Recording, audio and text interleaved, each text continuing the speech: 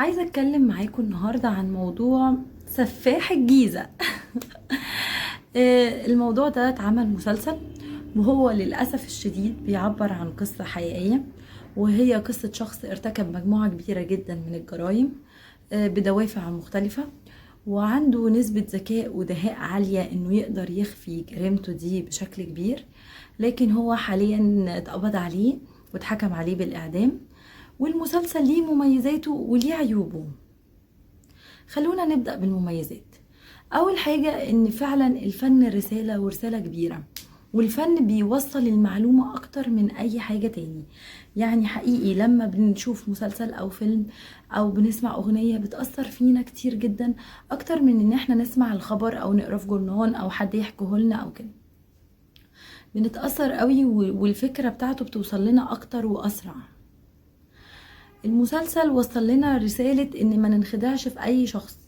مش اي حد بيتكلم بصوت واطي وبيصلي ومحترم وهادي في نفسه كده وراجل ذوق يبقى ده حد كويس.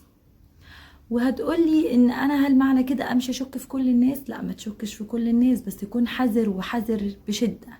لازم نكون واخدين حذرنا قوي في التعامل مع كل الناس. مش اي واحدة جارتي دخلت لي بطبق محشي احكي لها قصة حياتي. مش اي حد اتعرف عليه يعرف كل تفاصيلي ويدخل بيتي ويعرف اخباري وحياتي كلها.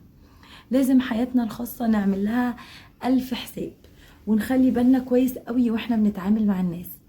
تاني نقطة، فكرة ان هو كان بيتجوز كتير قوي وبيتجوز ببطايق مزورة وبيتجوز بأسامي مختلفة.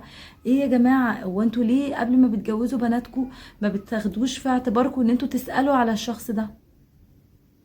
ليه ما فيش فترة خطوبة كافية؟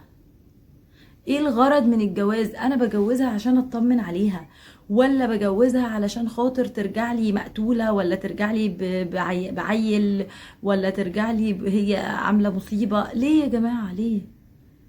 انت مدخل واحد بيتك بيعاكس اختها وبيخطفها، ولا واحد تاني قتلها؟ انا مش قادرة افهم. مهما نقول للناس خلوا بالكم وطولوا فترة الخطوبة ويا جماعة مش اي حد بنجوزه بناتنا، برضو مفيش فايدة. يمكن المسلسل يكون وصل الرسالة بشكل واضح، واتمنى ان الناس تكون فهمتها، ان خلوا بالكم قبل ما تجوزوا بناتكم.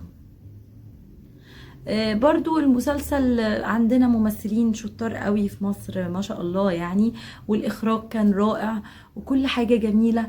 بس المشكلة في عيوب بقى المسلسل. عيوبه ان انا جبت لي كل تفاصيل الجريمة. هو حضرتك ضامن منين ان الشخص اللي بيتفرج عليك ده شخص سوي ولا مش سوي؟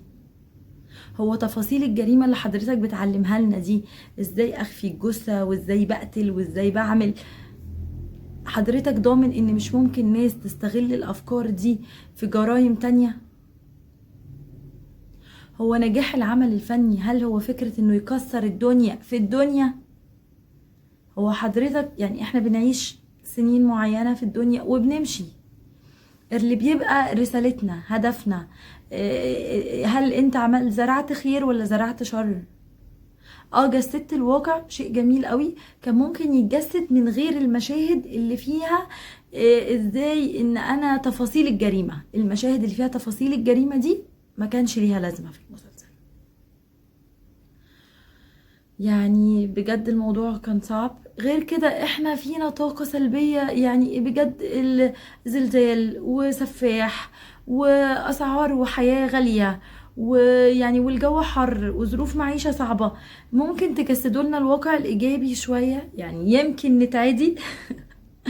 بجد الناس تعبانة، محتاجة الفن يرفه عنها، محتاجين الفن يعبر عننا ويرفه عنا شوية. وشكرا لكل اللي عمل المسلسل، واتمنى بقى ان الخبر اللي سمعته بقى يكون اشاعة. بيقولوا ان الاستاذ احمد مكي هيعمل لنا سفاح الاطفال. يعني انتوا كده، هل حضرتك مدرك خطورة عمل زي ده؟ هل النقطة الإيجابية الوحيدة إن أنا أوعي الأهل إن هم يخلوا بالهم من عيالهم عشان ما يتخطفوش، عشان ما يدبحوش؟